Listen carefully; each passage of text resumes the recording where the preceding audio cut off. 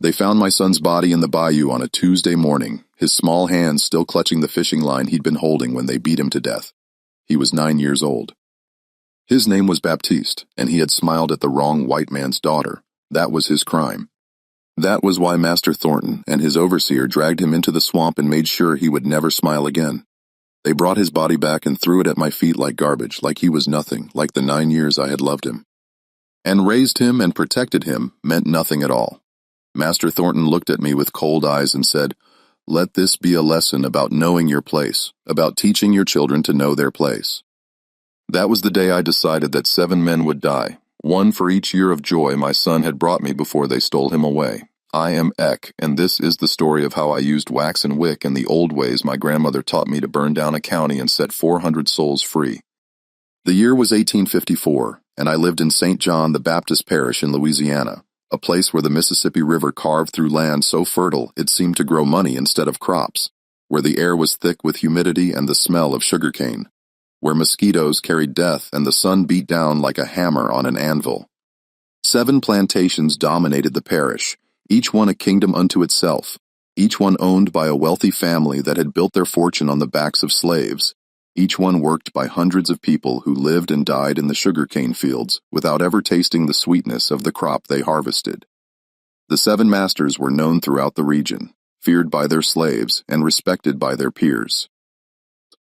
Master Thornton, who killed my son, was 42 years old, a man with a quick temper and a reputation for violence. He had killed 3 slaves in the past 5 years, always claiming they had been insolent or dangerous, always getting away with it because a slave's life meant nothing in the eyes of the law. Master Beaumont was 50, a cold and calculating man who treated slaves like machinery, working them until they broke and then replacing them with new ones. He kept meticulous records of productivity, measuring human lives in pounds of sugar produced. Master Devo was 38, a slave trader who specialized in selling children, tearing families apart for profit, creating a business out of human misery. Master Martian was 45, a sadist who took pleasure in beating women, who kept a collection of whips in his study like other men collected books. Master Russo was 52, a miser who starved his slaves to save money, who calculated exactly how little food he could provide and still keep them alive enough to work. Master Fontaine was 48, a doctor who used slaves for medical experiments, testing new procedures and medicines on people who couldn't refuse, who couldn't complain, who died in agony while he took notes. And Master Levine was 55, the oldest and richest and cruelest of them all, a man who had done everything the others had done and worse, who ruled his plantation like a tyrant and his slaves like a demon. They were monsters, all of them, and they ruled the parish like kings, untouchable and absolute in their power. But they had one weakness, one crack in their armor that I would exploit. They were terrified of voodoo. Louisiana was different from other parts of the South. Here the old ways from Africa and Haiti had survived the Middle Passage, had been preserved and practiced in secret, had mixed with Catholicism and Native American traditions to create something powerful and feared. Voodoo was everywhere in Louisiana, woven into the fabric of slave life, practiced in hidden clearings in the swamps, in the slave quarters after dark, in the hearts and minds of people who remembered that they had once been free, that they came from cultures with their own gods and their own power. The masters feared voodoo because they couldn't fight it with whips or chains or laws. They feared it because it represented a power they didn't possess, a knowledge they couldn't access, a threat they couldn't see or predict or control. They feared it because deep down in the parts of themselves they didn't want to acknowledge. They knew they deserved to be cursed, knew that the evil they had done would eventually come back to them. Knew that the dead were watching and waiting and demanding justice. I was a candle maker, one of the few skilled trades allowed to slaves. I made candles for all 7 plantations, spending my days in a small workshop behind Master Thornton's big house, melting wax and dipping wicks and pouring molds, creating the lights that illuminated the big houses where the masters lived in luxury while we lived in darkness. It was solitary work which suited me because it gave me time to think, to plan, to remember everything the masters had done, and to imagine how they would pay for it. I made hundreds of candles every month. Plain tallow candles for everyday use, beeswax candles for special occasions, scented candles for the ladies' bedrooms, candles of every size and shape and purpose. But I was also a mambo, a voodoo priestess taught by my grandmother Marie, who had been brought from Haiti as a young woman, who had practiced the old ways in secret for 50 years, who had passed down the knowledge of herbs and spirits and rituals that could heal or harm, protect or punish, bless or curse. My grandmother had been a powerful woman, respected and feared by slaves and free people of color alike, consulted for everything from love problems to serious illnesses, known for her ability to call on the lower, the spirits that served as intermediaries between humans and the divine. My grandmother had died when I was 20, but before she died, she had taught me everything she knew. She had taught me the names of the lower and how to call on them, had taught me which herbs could heal and which could kill, had taught me how to read signs and omens, how to perform rituals, how to create charms and potions and curses. She had made me memorize prayers in Creole and in the old African languages that were being forgotten, had made me practice rituals until I could perform them perfectly, had tested me again and again to make sure I understood not just the mechanics but the meaning, the philosophy, the spiritual foundation of what we were doing. But she had also warned me about the darker aspects of voodoo, the rituals that could harm and kill, the spirits that demanded terrible prices for their help, the curses that would take a piece of your soul in exchange for their power. Use this knowledge to heal and protect, she had told me on her deathbed, her old hand gripping mine with surprising strength. Use it to help our people survive this terrible time. But if you must use it to harm, if you must call on the dark spirits, know that there will be a price. Know that you will carry the weight of what you do for the rest of your life. Know that some doors once open can never be fully closed again. For 15 years I had kept that promise. I had used my knowledge quietly, carefully, always for healing and protection. I had made healing potions for sick slaves, mixing herbs that reduced fever and eased pain. I had created protection charms for those who asked, small bags filled with herbs and stones and other items that would ward off evil. I had performed rituals to bring luck, to ease childbirth, to help crops grow, to protect children from disease. I had never used my knowledge to harm anyone, had never called on the darker spirits, had never performed the rituals that my grandmother had warned me about, the ones that could kill but would also take a piece of your soul in exchange. But when they killed my son, when they took Baptiste from me, when they murdered a 9-year-old boy for the crime of smiling, something inside me changed. Or perhaps it didn't change. Perhaps it finally became what it needed to be, became hard enough and sharp enough and focused enough to do what needed to be done. Baptiste had been my only child, born when I was 26, fathered by a man who had been sold away before Baptiste was born. I had raised him alone, had loved him with a fierceness that surprised me, had tried to protect him from the worst of slavery while also teaching him how to survive it. He had been a beautiful child with bright eyes and a quick smile and a curiosity about the world that I had tried to encourage, while also warning him to hide it from the white folks. He had been smart, learning to read from scraps of newspaper I had stolen, learning about herbs and healing from watching me work, learning about the old ways, even though I had tried to shield him from the darker aspects of my practice. He had been fishing in the bayou, something he did often, catching catfish and crawfish that supplemented our meager rations. Master Thornton's daughter, a spoiled 16-year-old girl named Amelia, had been walking nearby with her friends.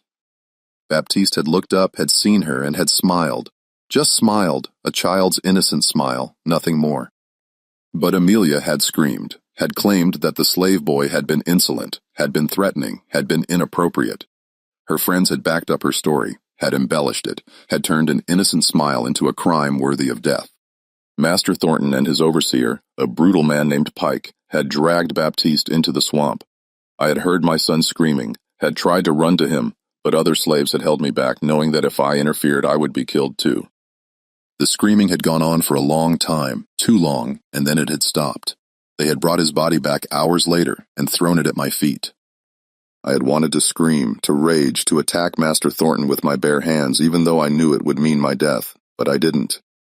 I stood there silent, looking at my son's broken body, and I made a decision. I would have my revenge, but it would be calculated, methodical, devastating. I would destroy not just Master Thornton, but all 7 masters, would bring down the entire system that had allowed my son to be murdered, would create chaos that my people could use to escape. I would kill them with candles. It took me 3 months to prepare, 3 months of careful planning and gathering ingredients and performing rituals. 3 months of working in secret while appearing to be just another grieving mother, broken and harmless. I buried my son in the slave cemetery, a small plot of land behind the plantation, where we buried our dead without markers or ceremonies, where the earth was full of the bones of people who had died nameless and forgotten. but I kept a lock of Baptist's haircut before they buried him. And I took dirt from his grave, and I saved my tears in a small bottle because I would need all of these things for what I was planning. The candles I would make for the masters would be special, different from any candles I had ever made before. Each one would be crafted specifically for one man, infused with ingredients that corresponded to his crimes, blessed or cursed, depending on your perspective, with rituals that called on specific Loi to carry out specific tasks. Each candle would be a weapon, a curse, a promise of death disguised as an ordinary object. I started gathering ingredients, some from my own supplies, some from the swamps and forests around the plantation, some from other sources that required careful negotiation and payment. I needed graveyard dirt from specific graves, not just any dirt, but dirt from the graves of people who had died violently, who had unfinished business, who would be willing to help with revenge. I needed herbs that grew only in certain places, that had to be harvested at certain times, that had to be prepared in certain ways.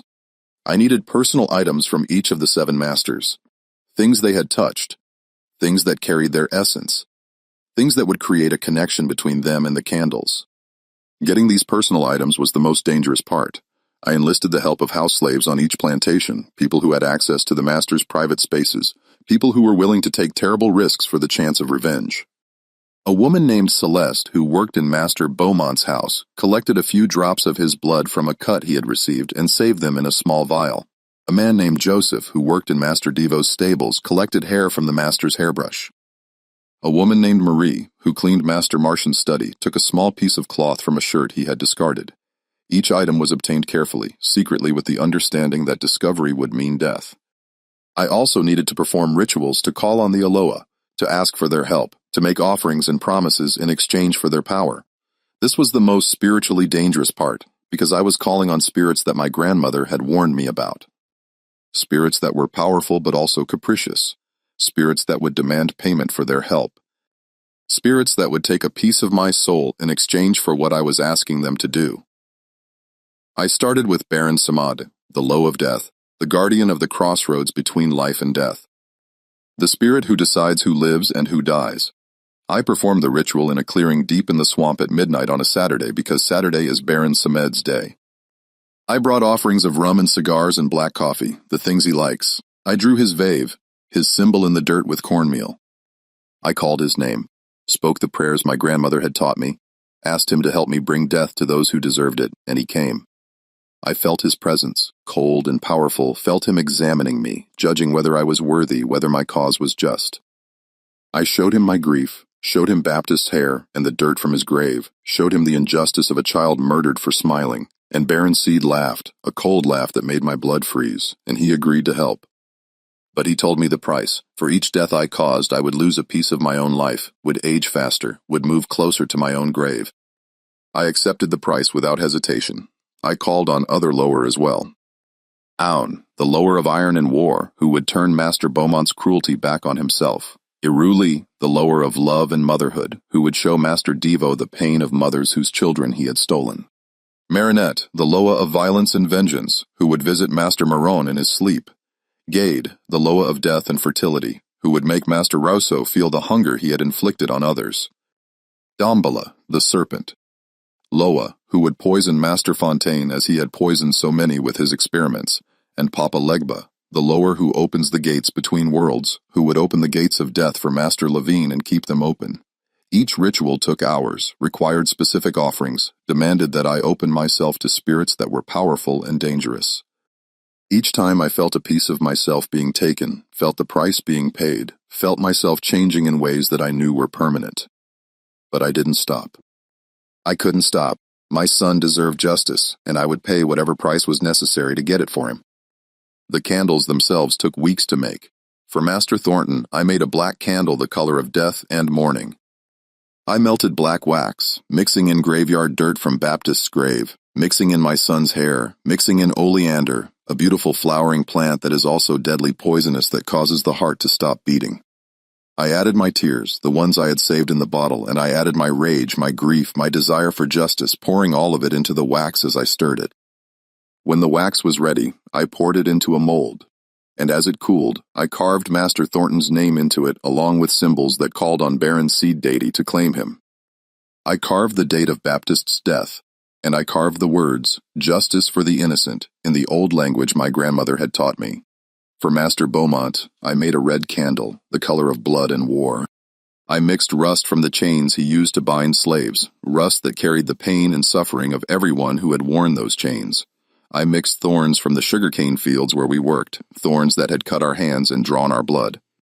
I mixed in drops of Master Beaumont's own blood that Celeste had collected, creating a connection between him and the candle. I called on Un as I worked, asking the lower of iron to turn Master Beaumont's tools of oppression against him, to make him feel what we had felt.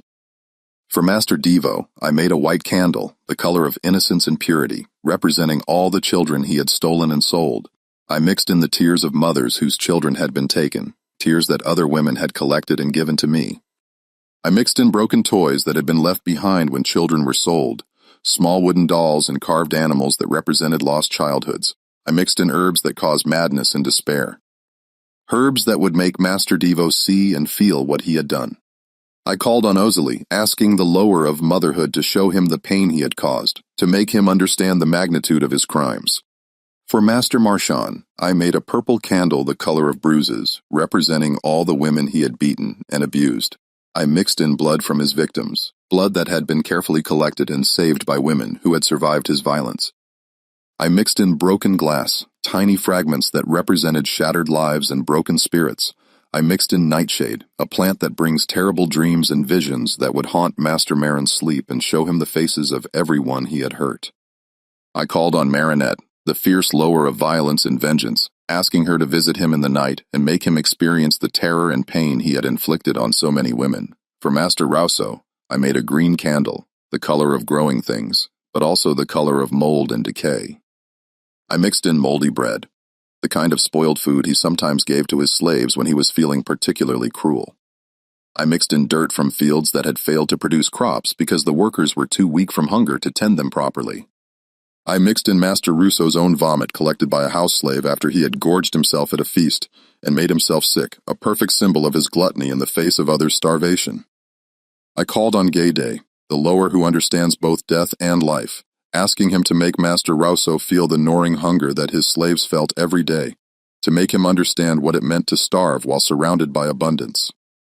For Master Fontaine, I made a blue candle, the color of medicine and healing, but also the color of poison and death. I mixed in ashes from the bodies of slaves who had died under his knife. Ashes that I had collected from the cremation fires where the plantation disposed of bodies. I mixed in mercury and arsenic, poisons that Master Fontaine himself used in his experiments, poisons that I had carefully stolen from his medical supplies.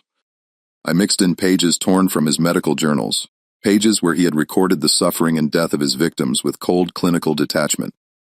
I called on Damballa, the great serpent lower, asking him to poison Master Fontaine, as he had poisoned so many others, to make him feel the agony of his victims. For Master Levine, the worst of them all, I made a candle that was all 7 colors swirled together, representing all the crimes of all the masters combined. I mixed in ingredients from all the other candles, creating a concentration of power and purpose. I added my own blood, pricking my finger and letting drops fall into the wax, creating a direct connection between myself and the curse. I added the most powerful herbs and poisons I could find, things that my grandmother had kept hidden and had warned me never to use unless absolutely necessary. I called on Papa Legba, the lower who guards the crossroads, who opens and closes the gates between the world of the living and the world of the dead, asking him to open those gates for Master Levine and to make sure they stayed open, to create a doorway through which all the trapped spirits of dead slaves could pass and claim their revenge. Each candle took days to make, required multiple rituals, demanded constant attention and focus. I worked on them late at night after my regular candle-making work was done in the small cabin I shared with 3 other women. I told them I was making special candles for a ritual to honor Baptist's memory, which was true in a way, and they left me alone, understanding that grief needed its own space and time.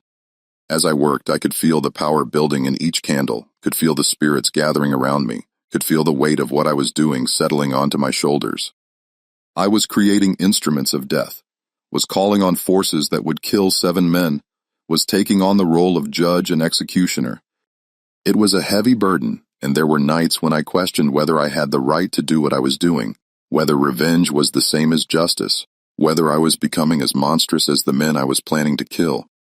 But then I would remember Baptist's smile, would remember his broken body, would remember that he had been 9 years old and guilty of nothing except being born into a world that saw him as less than human. And I would continue working, would continue calling on the spirits, would continue preparing the candles that would bring death to 7 masters. The plan was simple, but required perfect timing and careful execution. I would light 1 candle on each new moon, 7 new moons in a row. The new moon was a time of darkness, a time when the veil between the worlds was thin, a time when spirits could move freely and work their will on the living.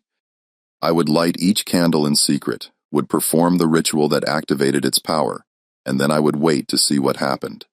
I didn't know if it would work. Voodoo is not magic in the way that white people imagine it, with instant results and obvious cause and effect. It's more subtle, more complex, working through coincidence and suggestion and the power of belief. The spirits don't always do exactly what you ask, and they don't always work on your timeline. They have their own agendas, their own sense of justice, their own ways of operating. But I had faith. Faith in the old ways, faith in the spirits, faith that the universe wanted justice as much as I did, faith that the dead were crying out for vengeance and that the lower would hear them. I also understood that the candles would work partly through psychology. The 7 masters were already afraid of voodoo, already believed in its power, already felt guilty about their crimes, even if they would never admit it. The candles would give their fear and guilt a focus, would create a narrative that made their death seem inevitable, would turn their own beliefs against them, whether the spirits actually killed them or whether they killed themselves through the power of their own fear and guilt, the result would be the same. The first candle was for Master Thornton, the man who had killed my son. I had been planning to wait, to be patient, to let some time pass between Baptist's death and the beginning of my revenge. But I couldn't wait. The grief was too raw, the anger too hot, the need for justice too urgent. So on the new moon in October, just 6 weeks after Baptist's death, I lit the first candle.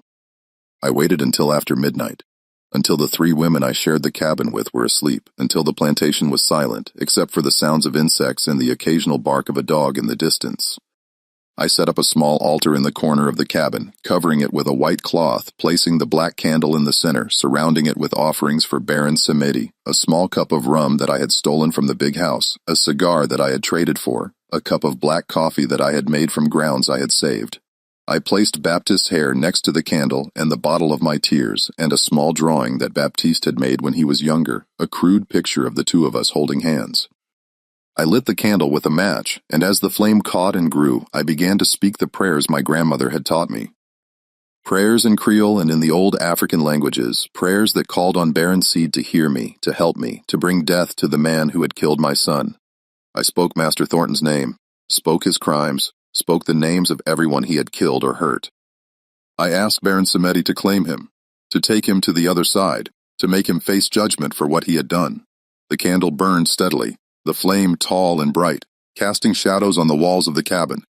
I sat and watched it, feeling the power building, feeling the spirits gathering, feeling something shift in the air around me. The flame flickered and danced, and I could almost see shapes in it, faces of the dead, hands reaching out. I felt Baptist's presence, felt him standing beside me, felt his small hand in mine, and I felt Baron Samedi, cold and powerful, examining what I had done, judging whether it was worthy, deciding whether to grant my request. The candle burned for exactly 7 hours, and then it went out on its own, even though there was no wind, no draft, no reason for it to extinguish. The flame simply died, and a thin trail of smoke rose up and disappeared into the darkness. I took that as a sign that the ritual had worked, that the spirits had heard me, that Master Thornton's fate was sealed. I cleaned up the altar, hid the remains of the candle, and lay down on my thin mattress, exhausted, but also strangely calm. I had done it. I had lit the first candle, had called on the spirits, had set in motion events that I couldn't control or stop. There was no going back now. 3 days later, Master Thornton died. I was working in my candle-making workshop when I heard the commotion, heard people running and shouting, heard someone crying. I stepped outside and saw slaves gathering near the big house, whispering and pointing. Master Thornton had been found dead in his study, slumped over his desk, his face frozen in an expression of absolute terror. The doctor was called, a white man named Dr. Chambers, who served all 7 plantations. He examined the body and declared that Master Thornton had died of a heart attack, sudden and unexpected. Master Thornton had been 42 years old, in good health, with no history of heart problems. But the doctor couldn't explain the look of fear on his face, couldn't explain why his eyes were wide open and staring at something no one else could see, couldn't explain the scratches on his arms as if he had been fighting off something invisible, couldn't explain why his fingernails were bloody, as if he had been clawing at something. The slaves whispered that it was voodoo, that someone had cursed him, that the spirits had come for him, that he had been claimed by Baron Samodi himself. The white folks dismissed it as superstition, as coincidence, as natural causes. But I could see the fear in their eyes, could see them making signs to ward off evil, could see them looking at the slaves with new suspicion and new fear. I said nothing, kept my head down, continued my work. But inside I was filled with a fierce satisfaction. The first candle had worked. 1 down, 6 to go. Master Thornton was buried 3 days later in the white cemetery with a proper funeral and a marble headstone and prayers from a priest. The slaves were not allowed to attend, but we held our own ceremony in the slave quarters that night, a ceremony that was part Christian and part voodoo, thanking the spirits for delivering justice, asking them to continue their work. I waited for the next new moon, letting a full month pass, letting the fear and suspicion build, letting the other masters wonder if they were next. I watched them carefully during that month, saw how they changed, how they became more nervous, more paranoid, more superstitious. Master Beaumont started wearing a charm around his neck, a gree bag that he had purchased from a voodoo practitioner, hoping it would protect him. Master Devo had his house blessed by a priest, had holy water sprinkled in every room. Master Marchand hired extra guards to watch his house at night. They were afraid, and their fear would make the candles more powerful. The second candle was for Master Beaumont. I lit it on the new moon in November, performing the same ritual, calling on Un to turn Master Beaumont's cruelty back on himself to make him feel the pain he had inflicted on so many slaves. The candle burned for 7 hours and went out. 5 days later, Master Beaumont died in a bizarre accident. He was inspecting his sugar mill, the massive machinery that processed the sugar cane into sugar. Machinery that was dangerous and had killed or maimed dozens of slaves over the years. Somehow, inexplicably, Master Beaumont fell into the machinery. The massive gears caught his clothing and pulled him in, crushing him to death before anyone could stop the mill or pull him out. It was the same machinery that had killed a slave named Thomas just 2 months earlier. The same machinery that Master Beaumont had refused to make safer because it would cost money and reduce productivity. Now it had claimed him, had ground him up just as it had ground up Thomas and so many others. The irony was not lost on anyone. Again the slaves whispered about voodoo, about Un's justice, about the spirits taking revenge. Again, the white folks insisted it was just an accident, just bad luck, just a tragic coincidence. But now there was real doubt, real fear. 2 masters dead within 6 weeks, both in strange circumstances. Was it coincidence, or was it something else? The remaining 5 masters held a meeting, gathering at Master Levine's plantation to discuss what was happening and what they should do about it. I learned about this meeting from Celeste, the house slave who worked for Master Beaumont and who now worked for his widow. She had overheard the masters talking, had listened at the door, had memorized everything they said so she could tell me. The masters were divided. Some insisted that the deaths were natural, that there was no curse, that believing in voodoo was foolish superstition. Others were convinced that someone was using voodoo against them, that they were being targeted, that they needed to take action to protect themselves. They discussed hiring voodoo practitioners to create counter-curses, discussed having their houses blessed and protected, discussed interrogating their slaves to find out who might be responsible, but they couldn't agree on what to do. And their fear was making them irrational, making them turn on each other, making them see threats everywhere. Master Devo accused Master Marchand of being behind the deaths, suggesting that he was eliminating rivals. Master Rousseau accused Master Fontaine of using his medical knowledge to commit murder. They were falling apart, turning on each other, and I hadn't even lit the 3rd candle yet. The 3rd candle was for Master Devo, the slave trader who sold children. I lit it on the new moon in December, calling on Erzuli to show him the pain he had caused, to make him see the faces of all the children he had stolen, to make him feel the grief of all the mothers he had destroyed. The candle burned for 7 hours and went out. A week later, Master Devo went mad. It started slowly with him claiming that he heard children crying at night, that he saw small figures in the shadows, that he felt small hands pulling at his clothes. His wife thought he was working too hard, that he needed rest. But it got worse. He started seeing children everywhere, dozens of them, hundreds of them, all staring at him with accusing eyes, all crying, all reaching for him. He would wake up screaming in the middle of the night, claiming that dead children were standing around his bed, that they were climbing on him, that they were trying to drag him away.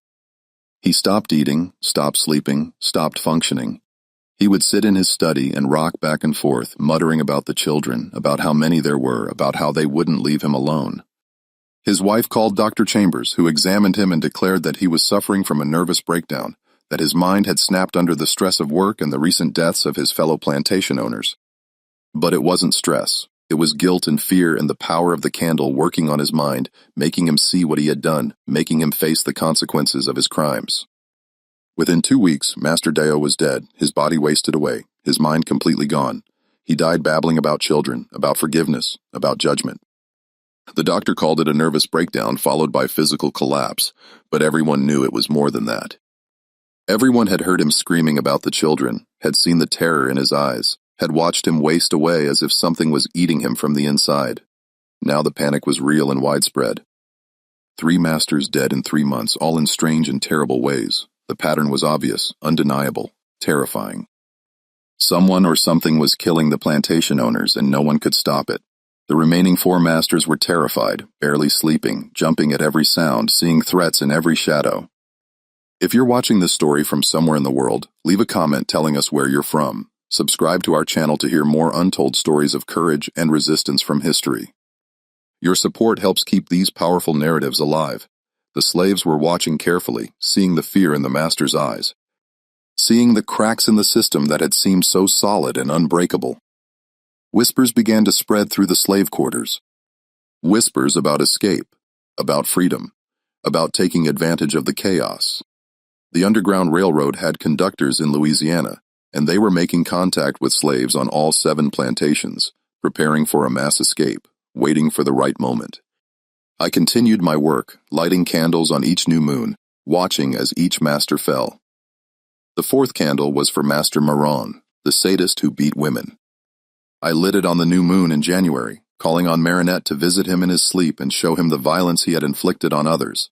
The candle burned for 7 hours and went out. Master Machon died in his sleep a few nights later, but it wasn't a peaceful death. His servants found him in the morning, his body twisted and broken, his face a mask of agony, his sheets soaked with blood from wounds that seemed to have been inflicted from the inside. His bones were broken, his internal organs ruptured, as if he had been beaten to death by invisible hands. The doctor couldn't explain it.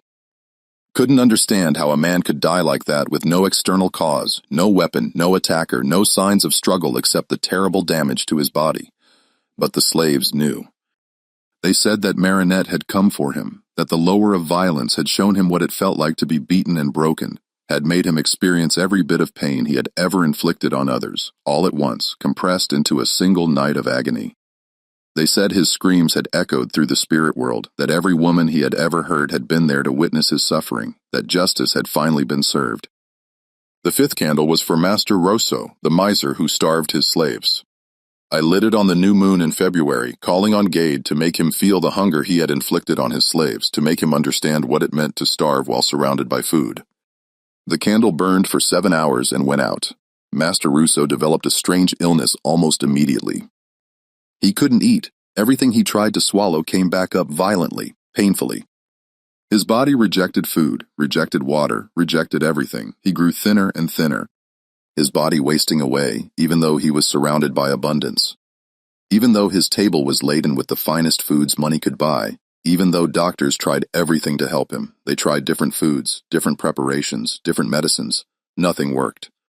His body simply refused to accept nourishment. He died of starvation in his own house, surrounded by food, unable to consume any of it.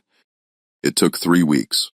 3 weeks of slow agony as his body consumed itself, as he grew weaker and weaker, as he begged for food that his body wouldn't accept. The irony was perfect, terrible, undeniable. The man who had starved his slaves to save money died of starvation himself, surrounded by the wealth he had accumulated through their suffering. The 6th candle was for Master Fontaine, the doctor who used slaves for medical experiments. I lit it on the new moon in March, calling on Damballa to poison him as he had poisoned so many slaves with his experiments, to make him feel what they had felt, to make him die as they had died, The candle burned for 7 hours and went out. Master Fontaine died of poisoning, though no one could figure out how or what poison had been used.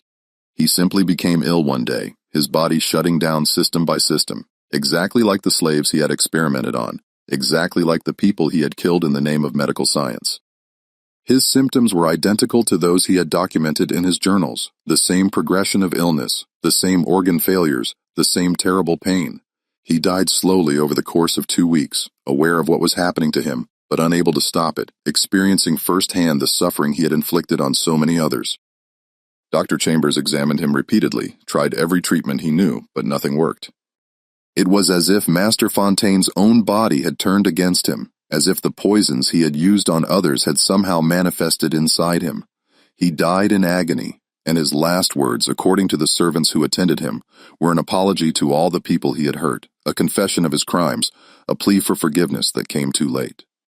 By now, the entire parish was in a state of panic and chaos. 6 masters dead in 6 months, all in mysterious and terrible ways that seemed designed to reflect their specific crimes.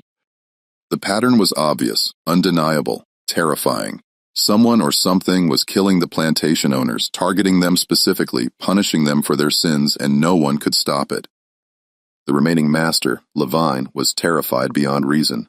He barricaded himself in his house, surrounded himself with guards, consulted with every priest and voodoo practitioner he could find, begging for protection, offering huge sums of money to anyone who could save him. He wore so many protective charms and amulets that he could barely move under their weight. He had his house blessed repeatedly, had protective symbols painted on every door and window, had guards watching him day and night. But he knew, as everyone knew, that there was one more candle, one more new moon, one more death coming, and there was nothing he could do to stop it. The fear consumed him, made him irrational, made him see threats everywhere. He accused his own servants of plotting against him, had several of them whipped for imagined offenses. He stopped eating food prepared by others, convinced it was poisoned. He stopped sleeping, afraid that death would come for him in his dreams. The slaves on all 7 plantations were preparing for the mass escape. Word had spread through the underground network, passed from plantation to plantation through whispered conversations and coded messages. The plan was simple. When the 7th master died, when the chaos was at its peak, when the white folks were most distracted and terrified, 400 slaves would flee into the night, following routes that had been mapped out by underground railroad conductors, carrying supplies that had been hidden away over months, moving with coordination and purpose. I had become a legend among the slaves, though most of them didn't know my name or my face. They called me the Candlemaker, the Mambo of Justice, the woman who called down the spirits. They knew that someone was using voodoo to kill the masters. And they suspected it was a woman, a Mambo, someone with power and knowledge and the courage to use it. Some of them left offerings at my cabin door, small gifts of food or tobacco or flowers, tokens of gratitude and respect. I never acknowledged these gifts, never admitted to anything, but I accepted them silently, understanding that they represented hope, the belief that resistance was possible, that justice could be achieved, that the masters were not invincible. The 7th candle was the most powerful, the most dangerous, the one that would complete the cycle and unleash chaos across the parish. I had saved it for last, had poured more power into it than all the others combined, had called on Papa Legba, the most powerful of the lower, the one who controlled the gates between worlds, the one who could open doors that should remain closed. I lit it on the new moon in April, on a night when the air was thick with humidity and the smell of jasmine, when the swamp was alive with the sounds of frogs and insects, when the darkness was absolute and the stars were hidden behind clouds. I performed the ritual with more care and precision than ever before, knowing that this was the culmination of everything I had worked for, everything I had sacrificed, everything I had become. I placed the 7-colored candle on my altar, surrounded it with offerings for Papa Leba, candy, and toys because he is sometimes depicted as a childlike figure, rum and cigars because he appreciates adult pleasures, coins because he guards the crossroads where deals are made. I placed all 7 of the previous candles' remains around it, creating a circle of power, connecting all the deaths into a single pattern, a single purpose. I called on Papa Legba, spoke his name with respect and reverence, asked him to open the gates of death for Master Levine, and to keep them open, to create a doorway through which all the trapped spirits of dead slaves could pass, to bring judgment, not just on one man, but on the entire system that had created and sustained these monsters. I asked him to create chaos, to spread fear, to give my people the opportunity they needed to escape. The candle burned for 7 hours. And as it burned, I felt something shift in the world around me. I felt the gates opening, felt the spirits pouring through, felt the accumulated rage and grief and pain of generations of enslaved people being released all at once. The air grew cold despite the heat of the night. The sounds of the swamp fell silent, and I felt Papa Legba's presence, ancient and powerful, examining what I had done, judging whether it was worthy, deciding whether to grant my request. When the candle went out, I knew it was done. The seventh master would die, and the world would change. Master Levine died that night, found dead in his locked and barricaded room with no marks on his body, no explanation for his death. His guards had been watching the door all night, had heard nothing, had seen nothing. But when they broke down the door in the morning, they found him dead, his face frozen in an expression of absolute terror, his hands clutched over his heart, his eyes staring at something no one else could see. But his death was just the beginning. That same night, fires broke out on all 7 plantations, not the big houses, but the slave quarters, the barns, the storage buildings, the sugar mills. The fires were small at first, easily controllable, but they spread panic among the overseers and guards who were already terrified by the deaths of the masters who were convinced that supernatural forces were at work, who saw the fires as a sign that the curse was spreading. And in that panic, in that chaos, in that moment when the white folks were distracted and terrified and convinced that voodoo spirits were destroying everything they had built, the slaves rose up not with violence, not with weapons, but with coordinated action that had been planned in secret for months, waiting for exactly this moment. 400 slaves from all 7 plantations fled into the night, disappearing into the swamps and forests, following routes that had been mapped out by underground railroad conductors, carrying supplies that had been hidden away, moving with purpose and organization that belied the chaos around them. They moved in groups of 20 or 30, each group led by someone who knew the way. Each group carrying food and water and tools. Each group determined to reach freedom or die trying. The overseers and guards, convinced that voodoo curses were killing their masters and burning their plantations, were too afraid to pursue them effectively. Some refused to enter the darkness at all, convinced that spirits were waiting to claim them too. Others pursued half-heartedly, more concerned with protecting themselves than with catching runaway slaves. The few who did pursue seriously found that the slaves had vanished into the swamps like ghosts, leaving no trail, no trace, no sign of where they had gone. By morning, more than 400 slaves had escaped, the largest mass escape in Louisiana history. The remaining white folks were in a state of shock and terror. 7 masters dead, 7 plantations falling into chaos, hundreds of slaves gone, and no rational explanation for any of it. The myth of white invincibility had been shattered. The fear of voodoo had been proven justified, and the slaves who remained, who hadn't escaped, now knew that resistance was possible, that the masters could be defeated, that there were powers in this world that whips and chains couldn't control. The authorities tried to organize pursuit parties, tried to track down the escaped slaves, tried to restore order, but the damage was done. The escaped slaves had too much of a head start. Had too many people helping them, had too much determination to be free. Most of them made it to free states in the North, where they built new lives, where they told their stories, where they became living proof that slavery could be resisted and defeated. I didn't escape with the others. I stayed behind, partly because I was too old and tired to make the journey north. Partly because I had other work to do, partly because I knew that my time was running out. The price I had paid for calling on the dark spirits was catching up with me. I could feel it in my bones, in my blood, in the way my body was aging faster than it should, in the way my strength was fading, but I had accomplished what I set out to do. 7 masters were dead, 400 people were free. And the system of absolute power that had seemed unbreakable had been cracked, weakened, shown to be vulnerable. My son's death had been avenged not just by the death of the man who killed him, but by the liberation of hundreds of people who would have lived and died in slavery if I hadn't acted.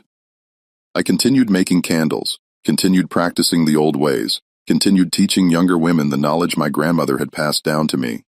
I became a legend among the slaves who remained. The woman who had killed 7 masters with 7 candles. The mambo who had called down the spirits to exact justice. The mother who had avenged her son and freed her people. The white folks never connected me to the deaths. How could they? I was just an old slave woman who made candles harmless and invisible beneath their notice. They preferred to believe it was random supernatural forces, acts of God or the devil, anything but the deliberate action of a slave woman seeking justice. They conducted investigations, interrogated slaves, searched for evidence, but they found nothing. The candles had been burned completely, leaving no trace. The rituals had been performed in secret, witnessed by no one. The spirits had done their work and departed, leaving no evidence of their presence. The 7 plantations never recovered. Without their masters, without their labor force, they fell into disrepair and were eventually sold off or abandoned. The parish itself changed. The balance of power shifted. And while slavery continued for another decade until the Civil War ended it, the absolute authority of the masters had been broken. They knew now that they were vulnerable, that their crimes could be punished, that there were forces they couldn't control, that the people they enslaved were not helpless victims, but human beings capable of resistance and revenge. I lived for another 15 years after that terrible year of 1854. I saw the Civil War come and bring freedom with it. I saw my people walk away from the plantations as free men and women. I saw the beginning of a new world, one where we were no longer property, no longer things to be bought and sold and used and discarded. I saw hope, real hope, for the first time in my life. But I also carried the weight of what I had done. 7 men were dead because of me. Killed by curses I had created, by spirits I had called, by power I had wielded.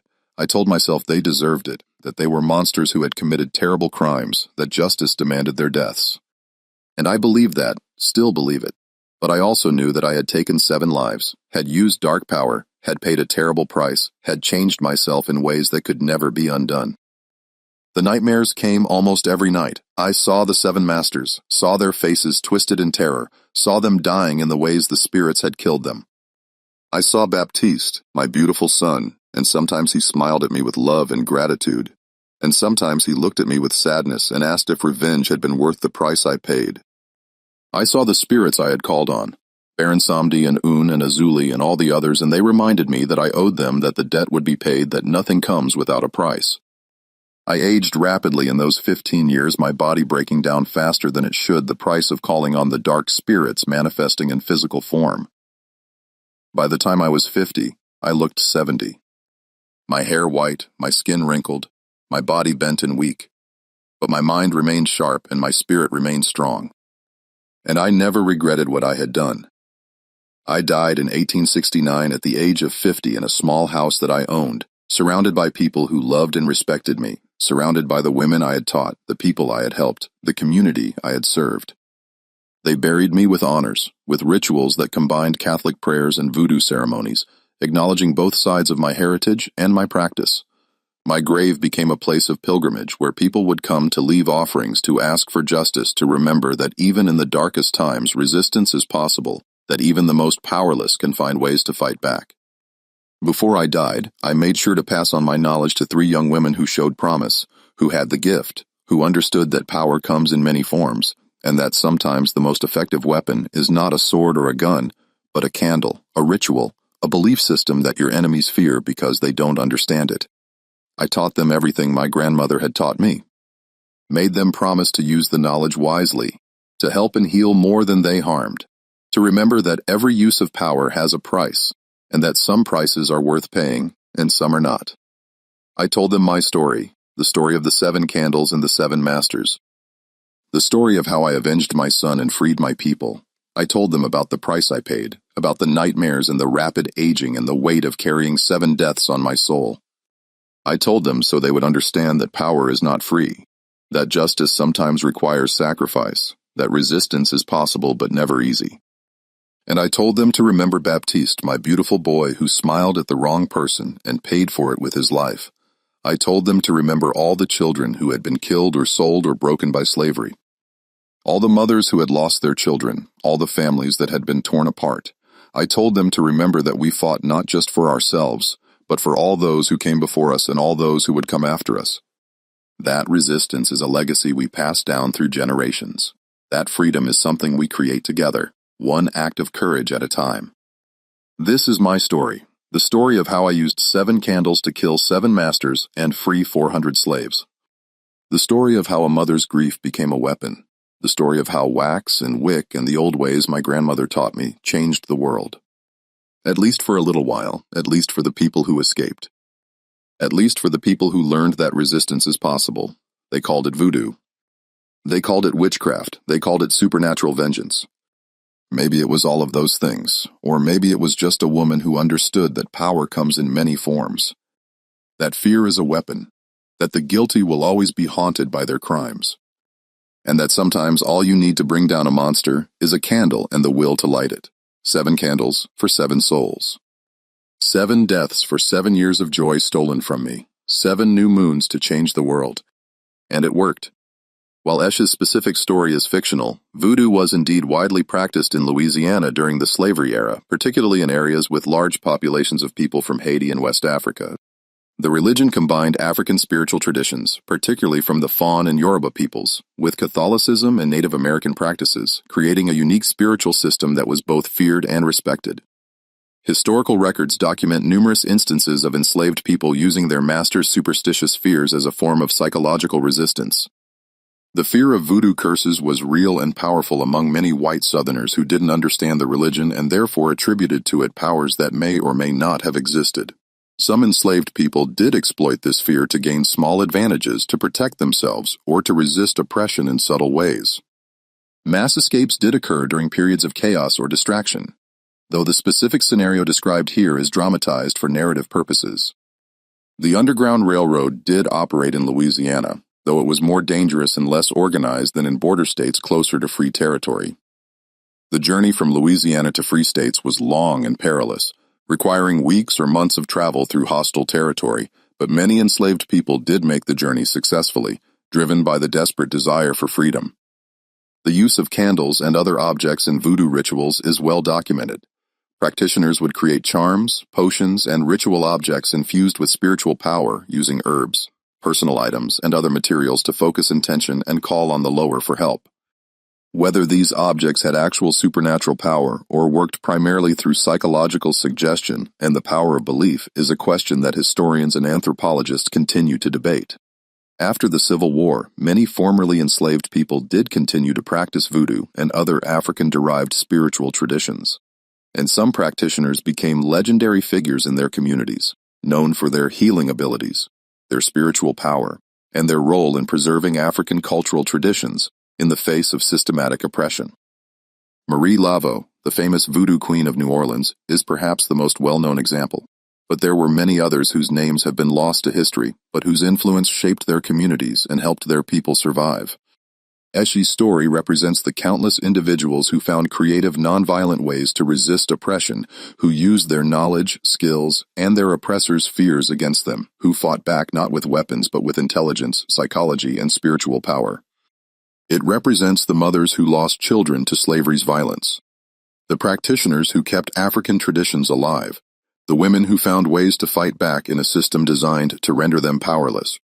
The story also explores the moral complexity of resistance and revenge, the question of whether violence or harm is justified when committed against those who have committed terrible crimes, the price that resistance exacts from those who engage in it, and the weight of carrying such actions for the rest of one's life. These are questions without easy answers, questions that every person who has lived under oppression has had to grapple with in their own,